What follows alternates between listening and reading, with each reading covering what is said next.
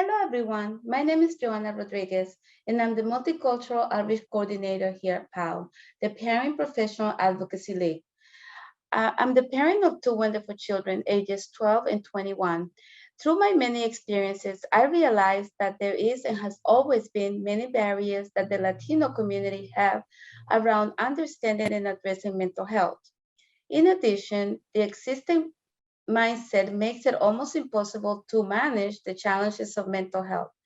Because of the experiences I have dealt with in my professional and personal life, I changed my career from being a business professional to working with families that are struggling, underserved, diverse, and looking to find their voice with mental health issues and acceptance.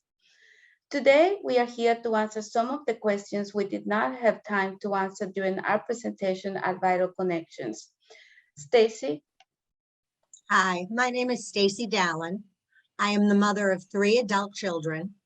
I have dealt with mental illness with many of my family members and realized throughout that journey that there was work to be done to break down the stigma of mental health challenges.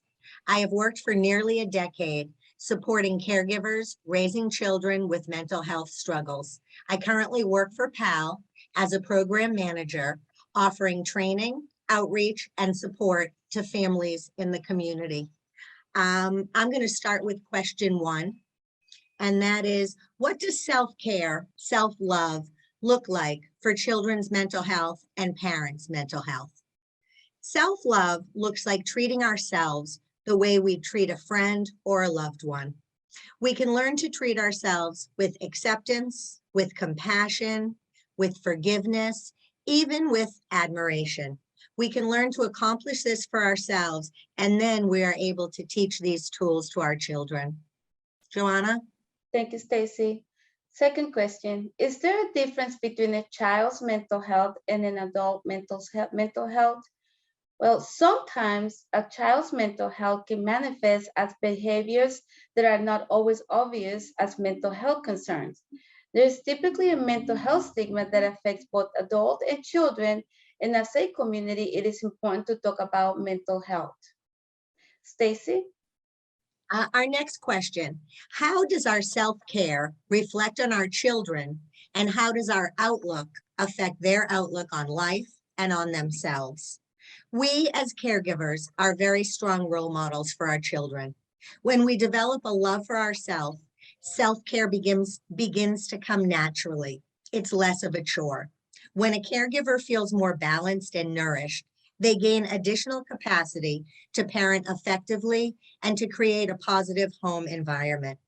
When we role model this value, this awareness of having a respect for ourselves, it trickles down to our children. Joanna? Can children advocate for their own mental health?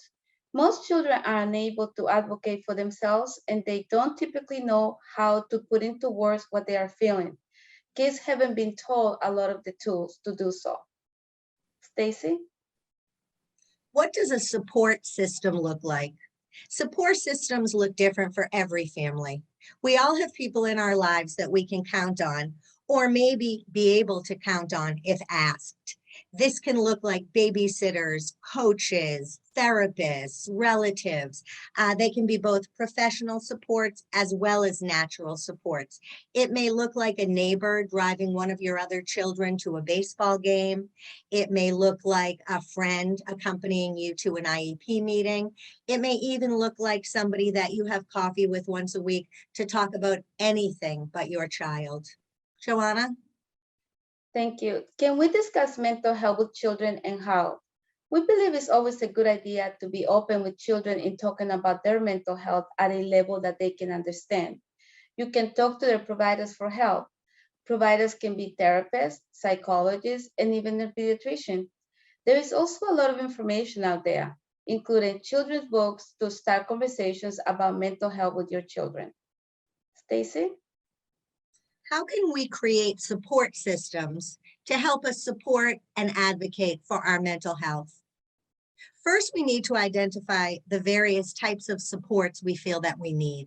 Once we know the areas where we need help, we can begin to identify people in our life already that could support these needs.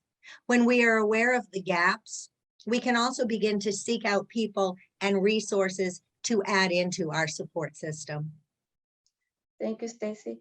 How can we use our lived experience to advocate for our own and our children's mental health? As a parent of a child with mental health challenges, I feel my lived experience in parenting has always been a tool for advocacy. I know my son so well. I know his strengths and his challenges, his likes and dislikes, and I'm always the expert at the table, and that's how I advocate for him. Stacy? The last question, what tools can promote self-love? Nurturing practices, including positive self-talk, prayer, meditation, a moment of mindfulness so that you can be quiet with yourself, creating rituals that are pleasant and comforting, even taking a moment to just breathe deeply. There are many other tools that can be utilized, but it's important for each of us to explore and to determine what brings us joy and what brings us peace, and then to find a way to incorporate that into our daily life. Thank you, Stacy. Thank you so much for watching our video. And if you need additional support, please contact us at www.ppal.net. Thank you. Thank you.